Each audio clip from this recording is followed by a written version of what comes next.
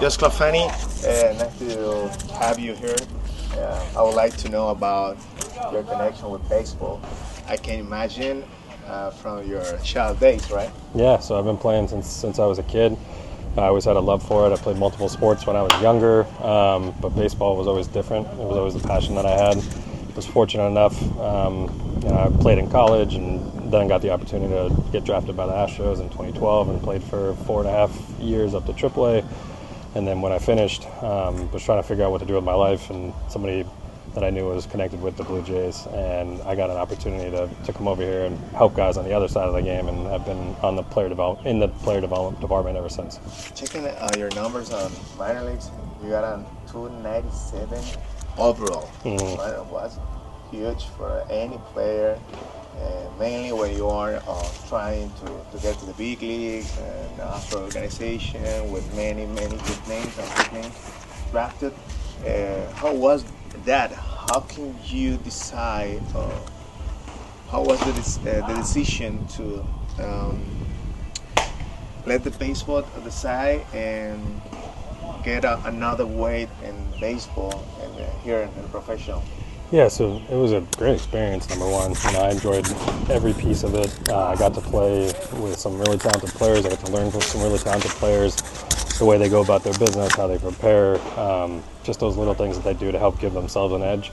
Got to experience some really cool places. Got to play overseas in Australia. I played in Mexico City in an exhibition game. I played in Taiwan and Japan for Team USA, and I'm very grateful for those experiences and feel like it helped me overall eke out every bit of my potential to give myself a chance to actually get there. Unfortunately, it didn't break that way, but everything that I learned while I was playing, I try to use and put myself in these guys' shoes and help them as they're on their journey trying to realize their dreams.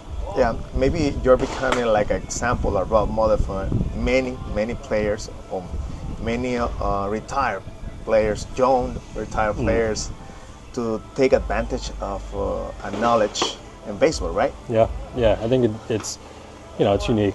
Guys nowadays, they don't care where the information comes from. They just, as long as they know that it's going to help them and you're in it for the right reasons, they're hungry for all that information. But I think, having sat in those shoes, done the long bus rides, been in those clubhouses, I think it just helps you kind of connect them a little bit more quickly. And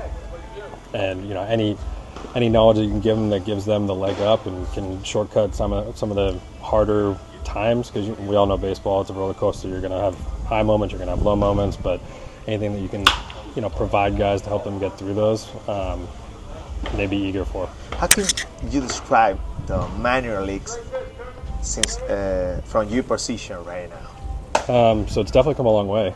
It was a grind. I mean, that's the only way to really put it. It was a grind. Each team always did the best they could to take care of us, but you didn't make a lot, and it was a grueling schedule at times, and travel, food, and all those types of things. I think in the last 5 years especially, MLB and all organizations across the industry have worked really hard to improve the conditions for these guys, and we're probably not there yet, but it's definitely in a much better spot than it was when I finished. There's a huge stat.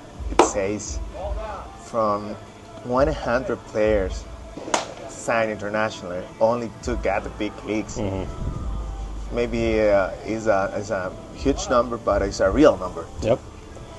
I mean, every kid wants a shot, right? And that's all you can really ask for. And it's then what you do when you get with that opportunity. In an ideal world on my side, we're developing. Hopefully, that's 5 out of every 100. But it's still a really small number. So you got to take advantage of every one of those opportunities.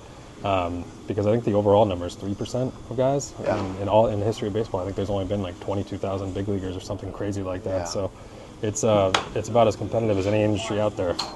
How can you describe your experience right here at the Blue Jays organization, player development? How can you describe the work that you do and your team do and the organization do to develop players? Yeah, so fortunate enough we worked for Mark Shapiro, who was a farm director for a while. Ross Atkins was a farm director for a while. Gil Kim was my boss when I first came over. Now he's on the big league staff. So with those backgrounds, I understand the importance of taking care of guys.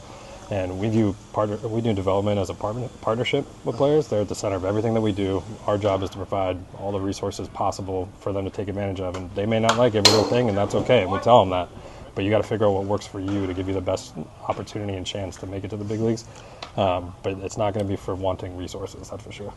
You have right now 2 Nicaraguans and the farm system, Perez, Fernando Perez, and Harold Monte Alto, the latest one. Yep. What about those guys? How can you you talk about those guys another day? Sure. Really impressive that you talk about Perez. Yeah, so both of them, great kids, number one. You know, our international scouting department in general do a really good job with, you know, scouting the makeup and, you know, where guys come from. Sometimes that's the competitive advantage that they can get. Both guys, you know, Monte Alto is very fresh and very new, so he's still learning everything that he has available to him. But Fernando Perez is a big kid, came in, competed, threw a lot of strikes early, but we saw opportunities for the body. Give him the credit. He bought in. You know, he's looking like he's like 6'3", 6'4", and he's put on some good mass, and he's throwing a little bit harder at this point. And you know, they're still early on in their journey, so they still have a long ways to go. But it's been really neat to see, especially Perez, because we had him for a little bit longer. But the jumps he's made in such a short time, and we're excited about Monte Alto too, to be able to take advantage of those resources. What do you see on Latin America right now? Obviously, Dominican is like a different world, but besides Dominican, how do you see Latin America right now? Yeah, I mean, there's always been historically many Dominicans, many Venezuelans, but I think you're starting to see with the expansion, I don't know if it's expansion of scouting departments or just the availability of resources and how guys are taking advantage of them, but you're seeing guys from different countries really coming in and making an impact, you know, maybe not as well known coming in and signing for big numbers or whatever, but they're making an impact in the minor leagues and making a name for themselves, which is just a credit to all of them. So what do you have to say to all those young players in Latin America trying to get the dream become true, from the poverty, from his high school, his elementary? What do you have to say to those guys?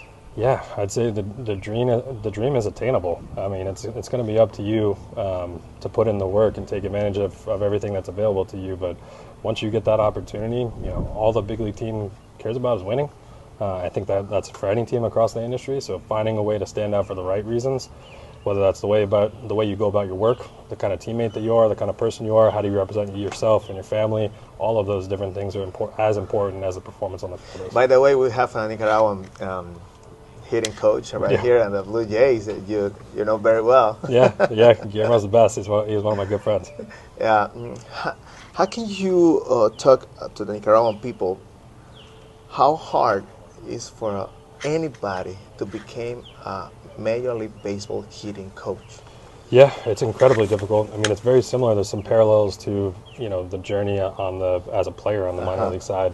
You got to put in your time. You got to grind through the different levels. I mean, it's a long journey, but it's well earned. You know, none of that comes by accident. In Guillermo's case specifically, you know, he stood out because he made a good impression on people around him. So when we called and we were looking for a hitting coordinator originally, he was a young guy that was, I think, in high A at the time. Yeah. And he came in. He had made such a good impression on everybody else first that we gave him the opportunity to interview, and it felt like he could handle that challenge. And then you see the job. He did a tremendous job with us, and then got another opportunity as, I think, the youngest hitting coach in the big leagues at the time, and he just continued on that path. It's credit to who he is.